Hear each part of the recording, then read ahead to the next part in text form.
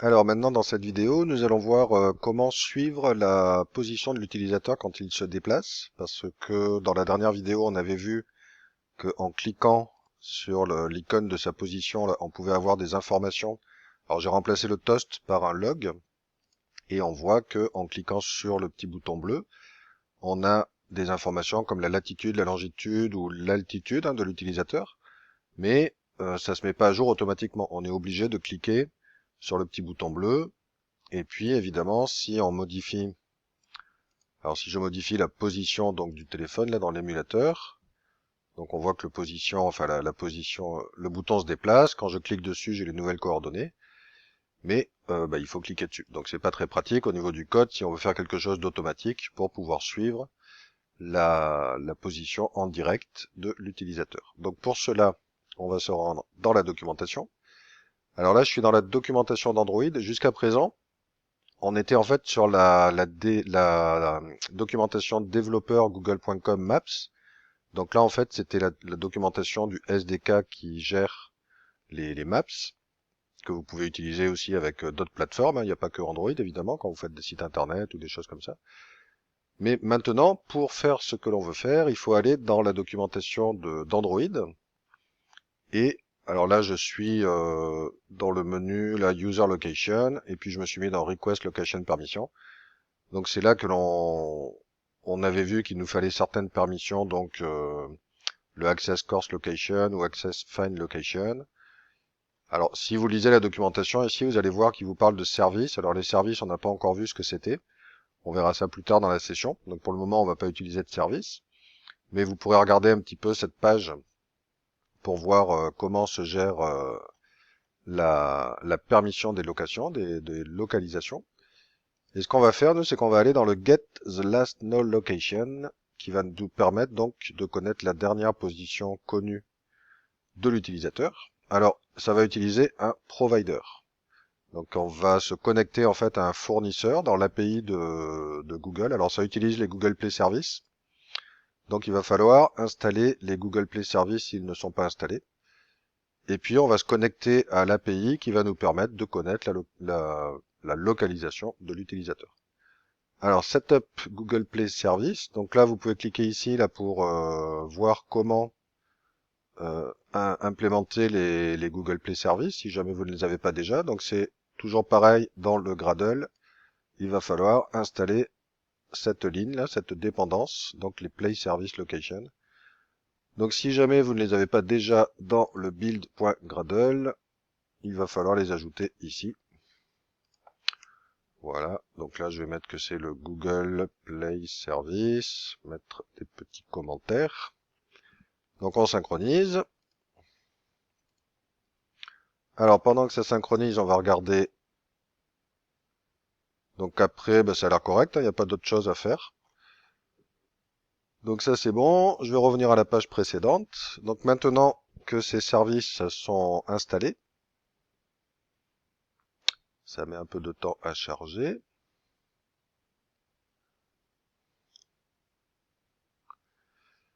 Donc je retourne dans la documentation, donc on nous dit qu'il faut spécifier les permissions de l'application, ça on l'avait fait aussi dans le manifeste. Alors dans le manifeste, j'ai ajouté, je pense que je l'avais pas la dernière vidéo. Hop. Ok, donc là j'ai... Ah non, j'ai pas encore ajouté. Donc là on va ajouter aussi les permissions pour... Je vais copier ça. Le Access Course Location, histoire d'avoir les deux. Donc on a le Find Location qui permet d'avoir la position précise de l'utilisateur. Et puis le Course Location qui est une position un petit peu moins précise. Ça, je vous en avais parlé à la vidéo précédente. Voilà. Et puis maintenant, on va donc déclarer notre... Alors ça s'appelle le provider, là, le fournisseur de données pour la localisation. Là, c'est le Fuse Location Provider Client. Donc, on va mettre ça dans notre... on va mettre ça ici. Voilà. Donc, il télécharge. Donc, il a importé la bibliothèque Fuse Location Provider Client. Et puis dans le onCreate, donc il faut mettre cette ligne-là pour instancier notre objet là. Donc là, on va se rendre dans le onCreate, on va se mettre par exemple ici, et c'est correct. Donc maintenant, on va pouvoir, pour connaître la dernière position donc de l'utilisateur, on va pouvoir prendre cette méthode qui va mettre en place un listener en fait, et qui va, si jamais il y a un succès, donc si jamais il arrive à trouver une location, là, une géolocalisation, et si elle n'est pas nulle, ben, il va nous la donner ici. Donc ce code, il faut le copier-coller dans le onMapReady, c'est-à-dire quand la carte est prête, quand elle a été donc chargée. On va mettre ça ici par exemple. Et là, on va nous mettre un petit log avec, on va regarder l'objet location pour voir si ça fonctionne.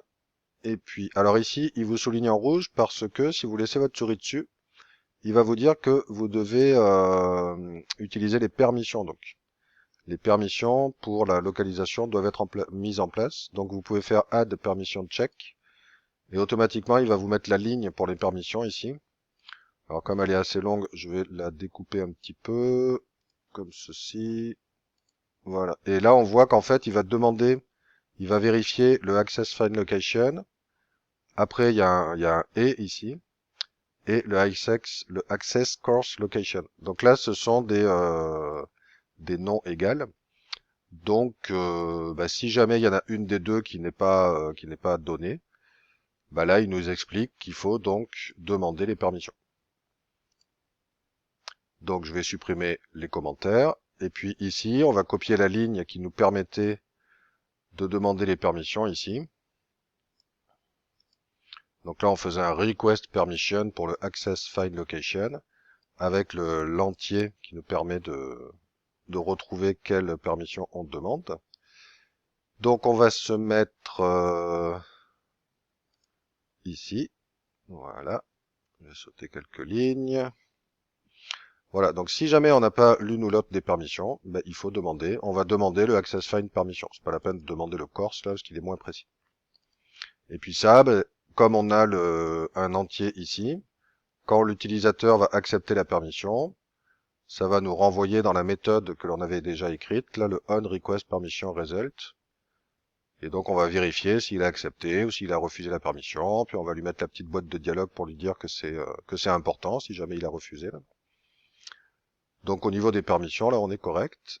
Et donc on peut utiliser le fameux Fuse Location Client qui sera donc qui passera dans la méthode onSuccess si le système arrive à trouver les coordonnées de l'utilisateur. Alors on va lancer ça. Donc on va ouvrir les logs pour vérifier. Ok. Donc là on a bien le unsuccess location et on voit, comme dernièrement, là, qui nous donne la latitude et la longitude. Donc c'est ce qui nous intéresse. Donc là il est passé dans cette méthode au démarrage de l'application. Maintenant si je change de coordonnées, alors je vais me zoomer ici. Si jamais l'utilisateur se déplace, alors là on voit pas. Donc je vais faire cette location. Donc l'utilisateur s'est déplacé, mais on voit qu'ici la méthode n'a pas été rappelée. Elle n'est pas appelée, il n'y a pas d'observer si on veut. Donc ça, c'est appelé seulement au démarrage de l'application, quand le code il lit, quand le code arrive à ce niveau-là. Alors je suis pas dans le bon code là.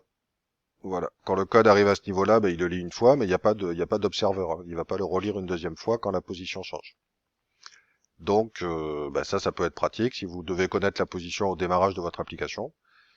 Mais là, vous pouvez pas suivre l'utilisateur en direct. Donc pour cela, il va falloir continuer à aller voir la doc.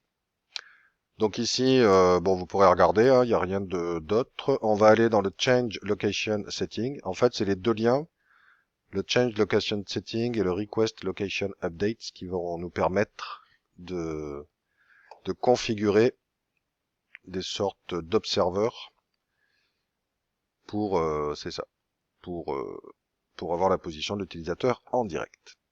Alors là, il y a plusieurs choses à configurer. Là, ils nous disent de setter un location request.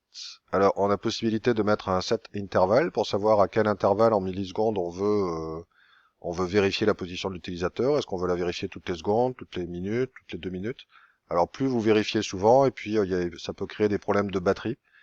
Donc faut faire attention à ça parce que si vous vérifiez à chaque seconde, le GPS ça prend énormément de batterie.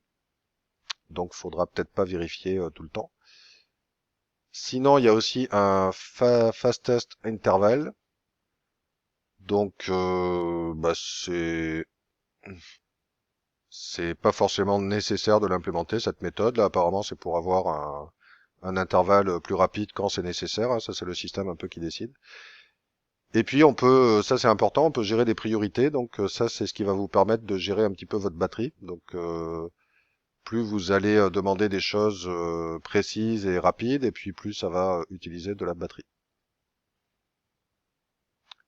Donc là on a un exemple, hein, de ce que l'on peut mettre. Donc on peut prendre, alors on n'est pas obligé de les mettre dans une méthode, hein. On peut prendre ces lignes-là.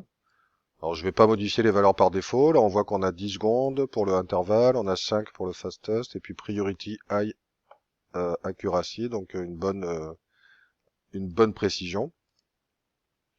Donc on va prendre ces paramètres par défaut pour tester. On va les mettre dans notre... Donc là je suis dans le onMap ready. Donc je vais mettre ça ici par exemple. Donc une fois qu'on a mis ces configurations en quelque sorte, là, on va retourner dans la documentation. Donc là on a mis ça. Et maintenant on va se rendre en fait dans le request location updates. Et c'est là qu'on va pouvoir configurer les mises à jour. Alors ça c'est le get, c'est ce qu'on a vu au début en fait. Là ils nous mettent un lien pour aller ici que l'on a déjà fait. Et sinon, faire des requêtes de localisation. Donc, on peut utiliser ceci. Alors là, ils mettent ça dans une méthode, dans le onResume par exemple. Là, ils vérifient. Ils ont un booléen apparemment. Bon, nous, on va pas l'utiliser. Là, vous pourrez regarder la documentation, hein, mais il y a quand même un booléen flag pour voir si si l'utilisateur a autorisé en gros les mises à jour de géolocalisation à on ou off. Ça c'est quand on a un bouton par exemple qui pourrait nous dire bah, de mettre, c'est comme sur quand vous êtes sur une carte, hein, quand vous circulez à vélo ou en voiture, là vous pouvez dire si vous voulez que ça se mette à jour automatiquement ou pas. Là, vous pouvez avoir un petit bouton sur votre interface qui mettrait ce petit booléen à true ou false pour autoriser donc la mise à jour des localisations. Donc nous on va juste prendre ça en fait, on va pas mettre de bouton, donc ça on peut le mettre donc après nos demandes de permission. Donc ici il y a un return pour dire si jamais les permissions ne sont pas correctes, hein. On sort du onMap ready là, puis on arrête le code. Donc on va se mettre en dessous et ici on va mettre le code qui va nous permettre donc de mettre en place la mise à jour automatique. Donc le get last location, finalement on n'en a plus besoin puisque ça c'est appelé une fois en fait au démarrage de l'activité, hein. Donc je vais le commenter, c'est pas la peine qu'il soit là puisque ça va remplacer en quelque sorte. Alors maintenant il faut créer le location callback. Donc une méthode qui va être appelée quand il y aura une mise à jour de localisation. Donc pour le callback, alors on va le déclarer ici, on va le mettre au début de la classe.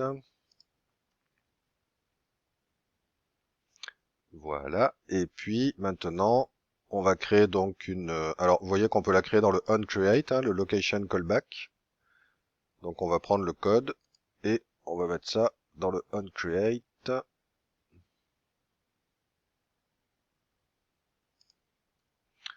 Voilà, à la fin du onCreate. Donc ici, ça sera quand on aura une mise à jour de localisation. Donc, on va faire un petit log pour mettre la location. Puis, par exemple, on va prendre... alors ici, vous pouvez prendre la latitude, la longitude, hein. Ici, on va prendre la latitude, par exemple, pour l'afficher, pour voir si elle se met à jour quand on change de position.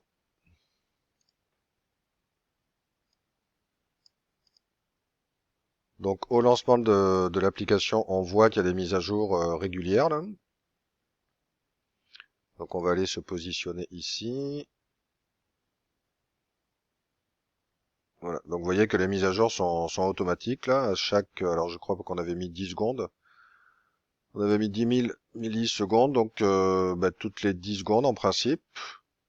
Alors ça peut varier, hein, ça dépend du système Android aussi, quand est-ce qu'il a la possibilité donc d'aller chercher la localisation là dans ces processus. Donc évidemment, ben, si on change, voilà, si on change de localisation, toc, ça va nous changer la latitude. Donc là j'ai changé, donc on devrait avoir, voilà, donc là on a une latitude différente, hein. Voilà, donc suivant ce que vous mettez ici comme option, ben, vous allez avoir des mises à jour plus ou moins fréquentes et une utilisation de la batterie plus ou moins soutenue. Donc il faudra faire attention à ça si vous faites une vraie application. Alors ensuite, on va voir ouf, alors on va voir comment calculer une distance. Justement, on va poser un marqueur, par exemple, quelque part dans le coin là. Et puis on va voir comment on peut calculer une distance entre ce marqueur et puis la position de l'utilisateur. Alors pour mettre un marqueur, on avait vu ça dans la première vidéo, là on avait vu qu'on pouvait mettre des marqueurs, donc c'était ici. Alors là on mettait un marqueur vers Sydney, donc là on va mettre un marqueur plutôt vers Québec, donc on va le mettre ici. Voilà, donc ça devrait nous mettre vers Québec. Bon là on va mettre Québec par exemple.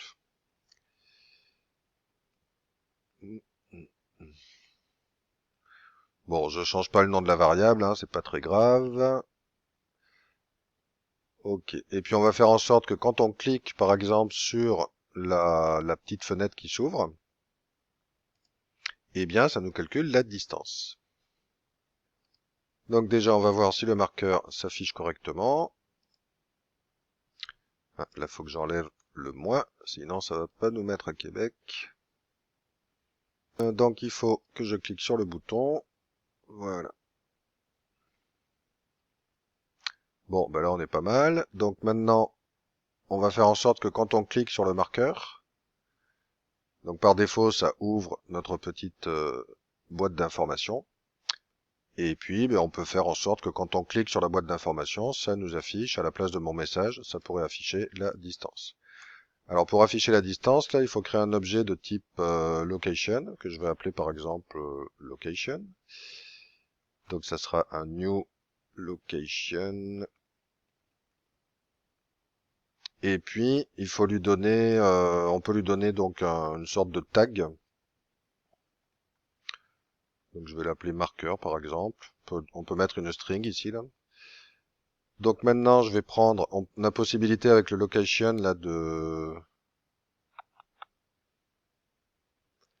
lui setter, hop, voilà. On peut faire des set latitudes et set longitudes. Donc la latitude de cet objet location, eh bien ça sera la latitude de mon marqueur qui est ici. Donc là je peux faire un get position point latitude. Et puis pareil pour la longitude. On va prendre donc la longitude du marqueur. Donc on crée un objet location en fait pour lui mettre la latitude et la longitude de notre marqueur sur lequel on a cliqué. Et ensuite on peut directement calculer la distance. Alors là il nous faut la position de l'utilisateur. Donc la position du téléphone. Donc c'est quand on dans le onCreate, voilà. Donc ici on récupérait le location. Donc ça il va falloir que je me le mette dans un. Donc ici je vais créer hop, un attribut private. Oups. Eh bien, voilà. Que l'on va appeler le user location par exemple, puisque c'est la localisation de l'utilisateur et c'est un objet de type location aussi. Bien. Donc maintenant le user location, je vais pouvoir lui mettre à chaque fois que la localisation va changer ici là dans le callback, on va lui mettre donc la localisation dedans.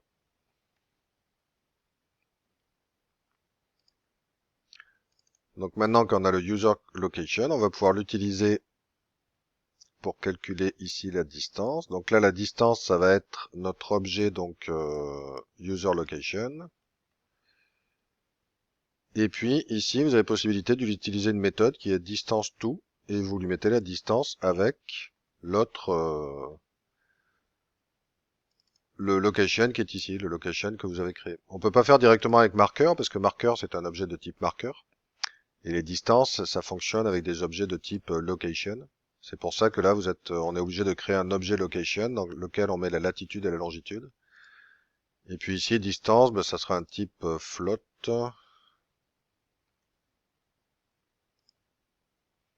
Voilà, donc dans le toast ici, je vais pouvoir afficher la distance.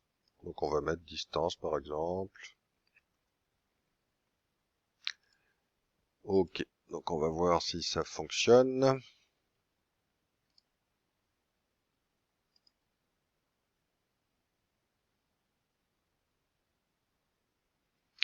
Donc on clique sur le marqueur, ça affiche la petite boîte d'information. Et quand je clique sur la boîte d'information, ça m'affiche la distance.